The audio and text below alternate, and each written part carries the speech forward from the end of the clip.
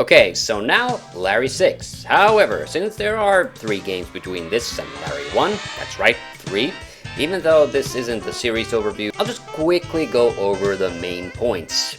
So the structure of Larry's 1 through 3 is pretty much the same. Larry ends up with a girl at the end of the game who ends up dumping him by the start of the next game. Except Larry 3, where Larry ended up with Passionate Patty, who was supposed to be Larry's permanent girlfriend. However, since the game series was so popular and Sarah really wanted Allo to keep making more games, he found it difficult to come up with a reason for Larry and Patty to break up. So he instead skipped a whole installment, making the 4th game Larry 5, and thus sweeping away any explanation of Larry and Patty not being together under the rug. Because of this, Larry 6 is considered a bit of a soft reboot, because it literally starts with Larry just walking down the beach. He gets picked up for the TV show Stallions, loses spectacularly, and gets a consolation prize of a weekend stay at the lousy La Castellata Health Spa and Hotel. Here, we get back into the regular Larry shenanigans, with you hitting on multiple women before finally lucking out with Shamra at the hotel penthouse. Now, Larry 6 was actually the first game of the series I played, and because of that, I have lots of nostalgia attached to it. It's always been one of my favorite Larrys. Even the non-voice acted version, the game uses basically the same interface as Larry 5 and the VGA version of Larry 1, but with a stylized UI. The hotel has a gaudy 80s aesthetic, as does the soundtrack, but I really love it. Also, some of the locations just have beautiful detail, and this is why the game still looks fantastic. And of course, Jan Rabson's Larry is just absolute perfection. Did I mention I want you in the worst way possible? That would be the worst way possible. The girls in this game look more photorealistic than ever before, which is both good and bad. They're all great personalities, though, my favorites being Rosé, with her broken English. What brought you to America? Airplane.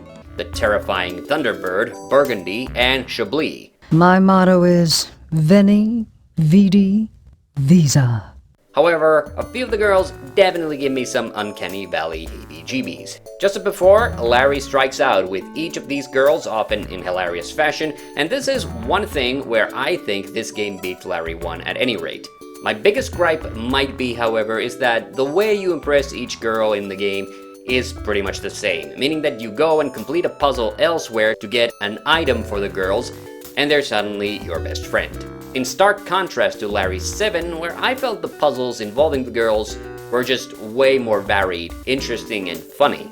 Here it honestly feels like a bit of a fetch quest. Again, you can die in many creative ways in this game, but at least the deaths are all really funny. And luckily, you can't get stuck by forgetting to pick up something.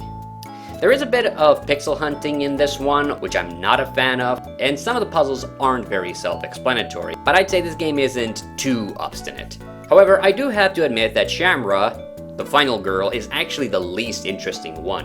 I think Larry would have been happier with any of the other ones, although the ending cutscene is really hilarious. But like Larry 7, I'd say this is a game where the journey is way more interesting than the destination. I also really like the layout of the hotel, of how it loops around, though a few of the doors look a bit too similar and don't stand out. Though at least if you try to open the wrong ones, you get some really funny dialogue. Oh, Lieutenant, quick, into the closet! Wait, shall I rephrase that? Oh my God, Donovan! I thought that was just a tattoo! Plus, hitching a ride on Art the Handyman's little scooter is really funny. Between the ending though, and yes, the opening, which is pretty long-winded, especially in the non-talkie version, Larry 6 really is only my 3rd favorite game in the series. But I would say way more fun to just jump into than most of its predecessors. That said, a couple of things have aged a bit poorly.